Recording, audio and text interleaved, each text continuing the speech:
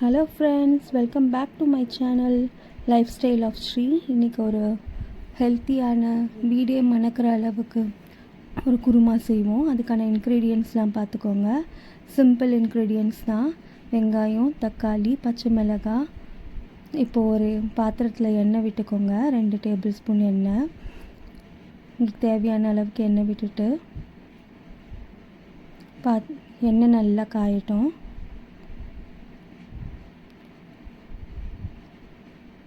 எண்ணெய் நல்லா காஞ்ச பிறகு நம்ம சீரகம் போட்டுக்கலாம்.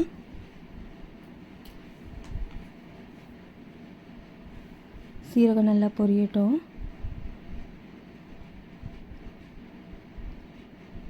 அப்புறம் நம்ம எடுத்து வச்சுருக்க ஸ்பைசஸ், பட்டை, பிரிஞ்சி இலை, லவங்கம், ஏலக்காய் இதெல்லாம் ஆட் பண்ணிக்கலாம். எல்லாம் பொரிஞ்சு வரட்டும்.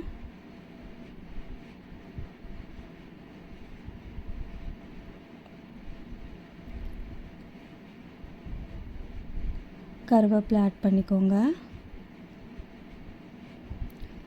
அதுக்கப்புறம் 2 பச்சை மிளகாய் கீறி வச்சுருக்கோம், அதையும் ஆட் பண்ணிக்கோங்க. காரத்துக்கு நல்லா கலரி விட்டுக்கோங்க. இப்போது நம்ம கட் பண்ணி வச்சுருக்க 2 பெரிய வெங்காயம் ஆட் பண்ணிக்கலாம்.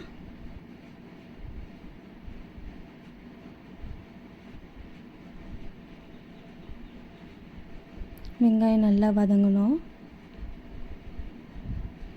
நல்லா கலரி விட்டுக்கோங்க.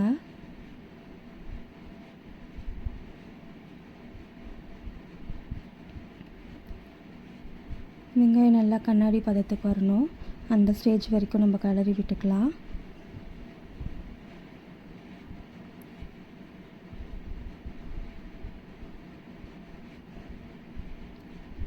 நல்லா கலரி விட்டுக்கோங்க, அடி பிடிக்காமல். வெங்காயம், பச்சை மிளகாய், அந்த ஸ்பைசஸ் எல்லாமே நல்லா ஆட் ஆகணும். எண்ணெயிலே நம்ம போடுறதுனால நல்ல ஸ்மெல்லாக இருக்கும். நல்லா கலரி விட்டுக்கோங்க.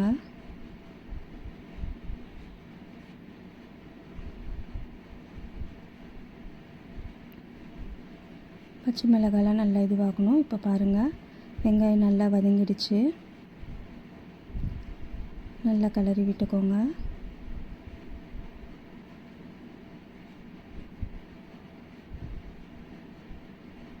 நல்லா கண்ணாடி பதத்துலேருந்து நெக்ஸ்ட் ஸ்டேஜ் வந்துடுச்சு. வெங்காயம் நல்லா கலரி விட்டுட்டு இப்போ நம்ம கட் பண்ணி வச்சுருக்க தக்காளி ஆட் பண்ணிக்கலாம். தக்காளி நல்லா குழையணும்.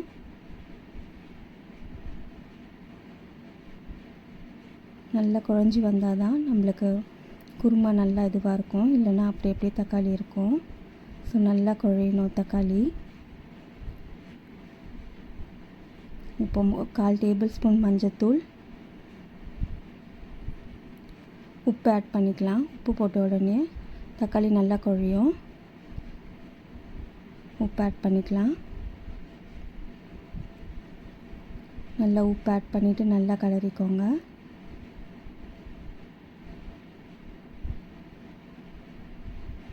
நல்லா கைவிடாமல் கலரி வச்சுக்கோங்க. நல்லா மசியணும். இந்த வெங்காயம், தக்காளி, அந்த ஸ்பைசஸ் எல்லாமே நல்லா மசியணும். அந்த ஸ்டேஜ் வரைக்கும் நல்லா கலரி விட்டுக்கோங்க. இப்போ நான் 2 டேபிள் ஸ்பூன் இஞ்சி பூண்டு விழுது போட்டுக்கிறேன்.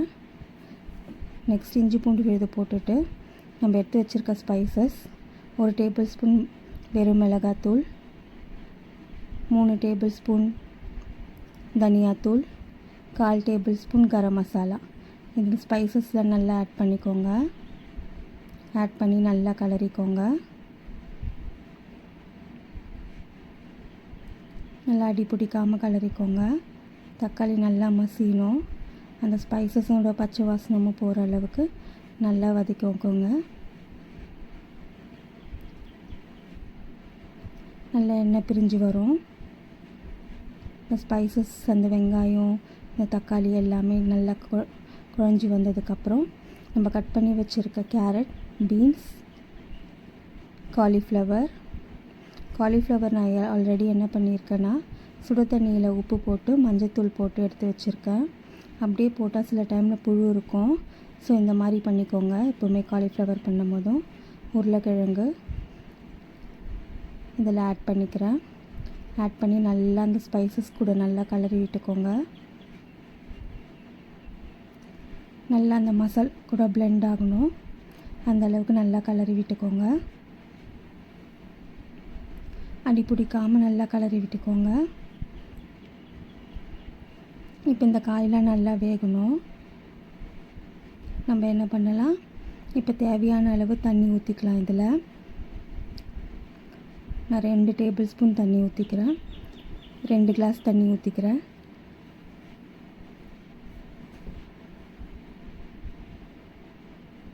நல்லா கலரி விட்டுட்டு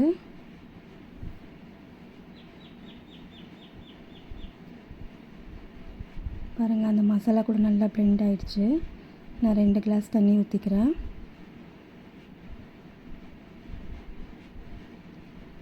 உங்களுக்கு தேவையான அளவு நீங்கள் தண்ணி ஊற்றிக்கோங்க. குழம்பு எந்த அளவுக்கு வேணுமோ அந்த அளவுக்கு நீங்கள் தண்ணி ஊற்றி நல்லா வேக வச்சுக்கோங்க. நல்லா தண்ணி ஊற்றி நல்லா கலரிக்கோங்க.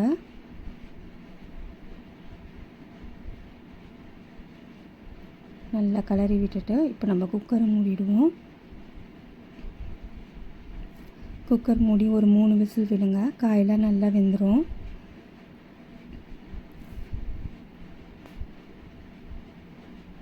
காயெல்லாம் நல்லா வெந்ததுக்கப்புறம் நம்ம ஒரு பேஸ்ட் ரெடி பண்ணிக்கலாம். இப்போ காய் வேகிறதுக்கு முன்னாடி நம்ம ஒரு பேஸ்ட் ரெடி பண்ணிக்கலாம். ஒரு மிக்ஸி ஜாரில் தேங்காய், 1 டேபிள் ஸ்பூன் சோம்பு, முந்திரி பருப்பு ஆப்ஷனல் தான். உங்கள்கிட்ட முந்திரி பருப்பு இல்லைன்னா நீங்கள் உடச்ச கடலை சேர்த்துக்கலாம், பொட்டுக்கடலை சேர்த்துக்கலாம். நல்லா இதை பிளெண்ட் பண்ணி அரைச்சி வச்சுக்கலாம். இந்த அளவுக்கு இருக்கணும் பேஸ்ட்டு. இப்போ அந்த குக்கர் 3 விசில் வந்ததுக்கப்புறம் நம்ம அரைச்சி வச்சுருக்க விழுது அதில் சேர்த்துட்டு கொஞ்சோண்டு மிக்சியில் தண்ணி ஊற்றி சேர்த்துக்கலாம். உங்களுக்கு எவ்வளோ தண்ணி வேணுமோ, எவ்வளோ குழம்பு வேணுமோ அந்த அளவுக்கு தண்ணி ஊற்றிக்கலாம். நல்லா கொதி வரும். இந்த முந்திரி பருப்புலாம் போடுறதுனால கொஞ்சம் ரிச்சான டேஸ்ட் வரும், க்ரீமியான டெக்ஸ்சர் கொடுக்கும். அதனால தான் முந்திரி பருப்பு ஆட் பண்ணுறோம். நல்லா கலரி விட்டுக்கோங்க கைவிடாமல். இந்த ஸ்டேஜ் வரும். காயெல்லாம் நல்லா வெந்துருச்சு. நல்லா கொதிக்க விடலாம்.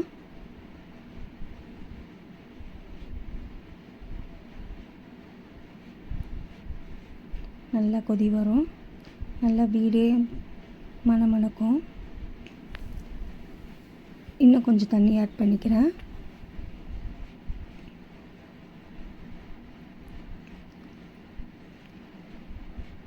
இதில் ஆட் பண்ணதுக்கப்புறம் நல்லா கொதிக்க விடணும். நம்மளுக்கு நல்லா கொதிக்க வரும். இப்போது நீங்கள் உப்பு காரம் பார்த்துக்கலாம். உப்பு எவ்வளோ இருக்குன்னு டேஸ்ட் பண்ணி பார்த்துக்கலாம். உப்பு கொஞ்சம் கம்மியாக இருக்கிறதுனால 1 டேபிள் ஸ்பூன் உப்பு ஆட் பண்ணிக்கிறோம்.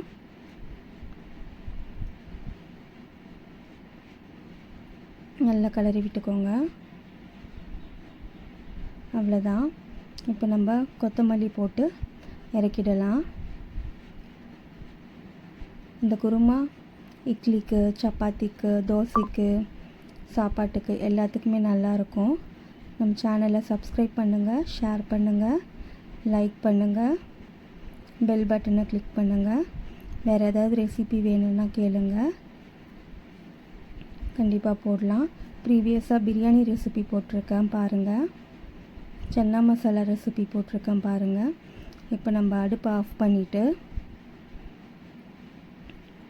இந்த அளவுக்கு நல்ல ஸ்டேஜில் வந்திருக்கோம் பாருங்கள். வீடே மணக்கும். இப்போ நம்ம இட்லிக்கு ஊற்றி பார்க்கலாம்.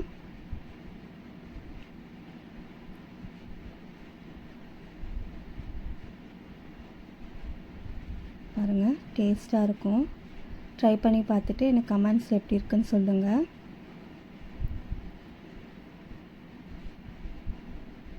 மேலும் வீடியோஸ்க்கு சப்ஸ்கிரைப் பண்ணுங்கள். தேங்க்யூ.